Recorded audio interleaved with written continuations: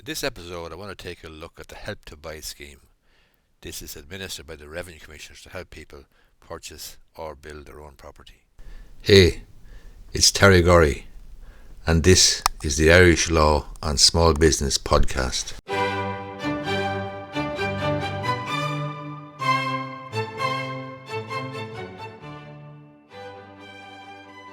Help to Buy scheme is a scheme that's administered by the Revenue Commissioners, which helps first-time buyers or first-time builders to get on to the property ladder.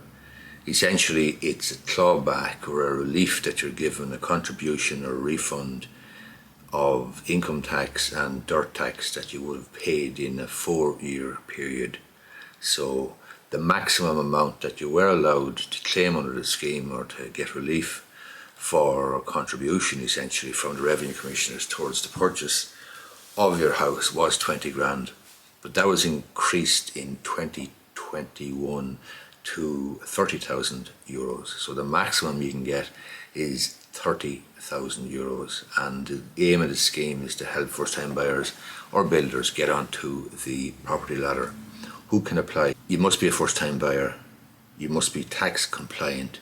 You must live in the house for 5 years after purchase or building. And it must be your first purchase. What type of property? It must be a new property, can't be second-hand, and it must be a property that you're going to live in as opposed to a buy-to-let or investment property, and it must have a maximum purchase price of 500,000. That is the limit.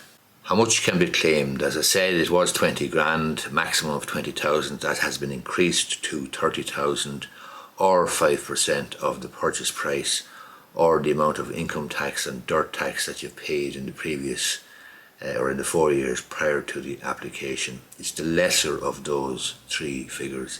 So it's the lesser of 30 grand or 5% of the purchase price or the income tax and dirt tax that you've paid in the 4-year period that you choose for the purpose of your application. In order to apply for your Help to Buy grant, as it were, you must do so on the either on the My Revenue portal or ROS, that's the Revenue Online Service, and obviously you apply through the Revenue Commissioners. There's two stages to it. There's an application stage and there's the claim stage. So the application stage is you making your application and showing that you're tax compliant and showing what your tax payments have been, how much tax you paid in the 4-year period that you've chosen and so on. The claim stage then will involve after you have signed a contract to purchase a property or for the building of it.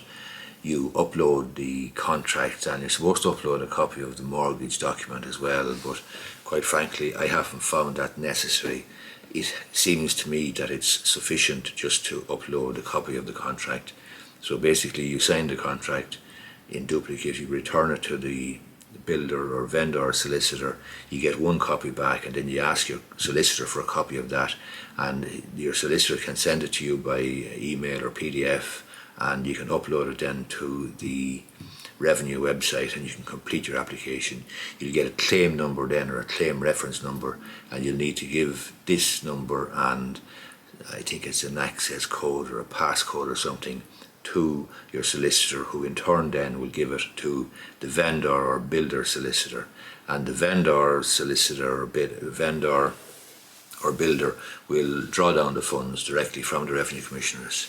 It's my experience that most vendors, most builders will allow you to use the Help to Buy as a contribution towards your deposit. So when you're paying the deposit, let's just say your deposit is 30 grand and you've paid a booking deposit of 5 grand. So your contract deposit that you must pay when you sign the contract is 25,000.